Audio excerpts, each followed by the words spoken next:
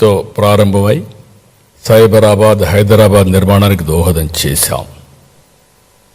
అలాంటప్పుడు ప్రతి ఒక్కరిలో ఒక ఆవేదన, ఒక ఆవేశం, మాకు రాజధాని లేదు, ఆదాయం లేదు, విభజన జరిగితే కనీసం పింఛన్లు వస్తాయా అని చాలా బాధపడే పరిస్థితి వచ్చింది.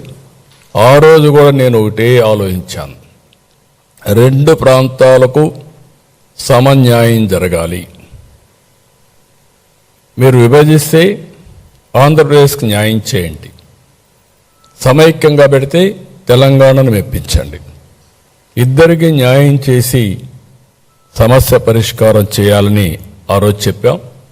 సరే, పరిష్కారం కాకుండా విభజన జరిగింది. ఆర్థిక కష్టాలు, రాజధాని లేదు, ఎక్కడ కూర్చోవాలన్నా తెలియదు, రాజధాని నిర్మాణం చేసుకోవాలి. యాక్ట్లో పోలవరం పెట్టారు. పోలవరం ఒక సంకల్పం, అప్పటికి అక్కడ ఏమీ లేదు. ఆ రోజు మీరు చూస్తే 7 మండలాలు, ముంపుకు గురయ్యే మండలాలు తెలంగాణలో పెట్టారు.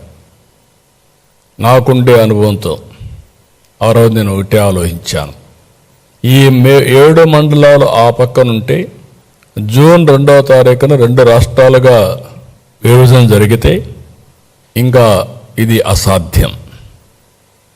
మళ్ళీ తెలంగాణ అసెంబ్లీ యాక్సెప్ట్ చేసి లేకుంటే గవర్నమెంట్ యాక్సెప్ట్ చేస్తే తప్ప పోలవరం నిర్మాణం జరగదని చెప్పే ఉద్దేశంతో నేను ఎక్కడికక్కడ ముందే ఆలోచించి, ఎందుకంటే నాకుండే అనుభవం, ఆ సమయస్ఫూర్తితో యాక్ట్ చేసి ఆనాటి ప్రభుత్వం నరేంద్ర మోడీ గారికి, అదే మరిగా కొండే కేంద్ర నాయకత్వానికి చెప్పాను, 7 మండలాలు ఇస్తే నేను ప్రమాణ స్వీకారం చేస్తాను, మీరు ఇవ్వకపోతే నేను ప్రమాణ స్వీకారం చేయలేను. హైదరాబాద్ నేను ఎప్పుడు కూడా తెలంగాణకు వ్యతిరేకం కాదు, అది కూడా నా బ్రెయిన్ చైల్డ్.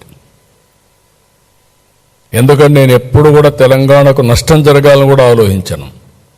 ఎందుకంటే తెలుగుదేశం పార్టీ పెట్టింది హైదరాబాద్లో, అనౌన్స్ చేసిందే ఎమ్మెల్యే క్వార్టర్స్లో, సంపద సృష్టించిందే ఈరోజు